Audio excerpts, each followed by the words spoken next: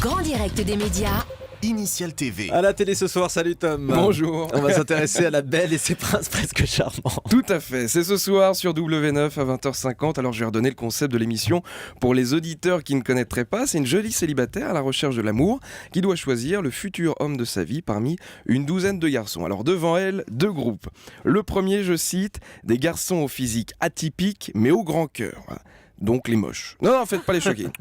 Pas de ça chez nous. Moi, un coup, j'ai visité un appartement. Sur l'annonce, il y avait marqué appartement atypique. Je me suis dit, tiens, qu'est-ce que c'est atypique ? En vrai, l'appartement était déglingué. Alors, de toute façon, même si atypique, vous avez un doute sur sa définition, derrière, il y avait atypique, mais au grand cœur. Et ça, par contre, les deux ensemble, ça ne laisse aucun doute. Et l'autre groupe de garçons est composé, je cite, de beaux garçons dont l'atout principal est un physique avantageux. Voilà. Donc là, il n'y a plus de doute, du tout.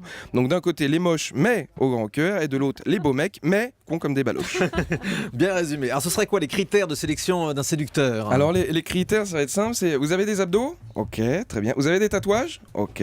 Vous avez eu moins de 5 au bac français ? Vous avez pas le bac ? Ah bah c'est encore mieux. Bienvenue, vous êtes sélectionné. Mais à la limite, la première saison, ok, on savait pas trop, c'était une émission nouvelle. Peut-être qu'on a dit aux moches, entre guillemets, il y aura que vous pour séduire une bombe atomique. Mais les mecs qui sont inscrits à la saison 2 et à la saison 3, si t'es 2 secondes lucide sur ton physique, tu sais dans quel camp tu vas être. Tu vois, saison 1, on t'appelle, allô, oui, je suis sélectionné, cool. Chez les prétendants, et c'est bien. Alors que saison 2, on t'appelle, allô, je suis sélectionné, ah cool, dans quel camp ? Les prétendants ?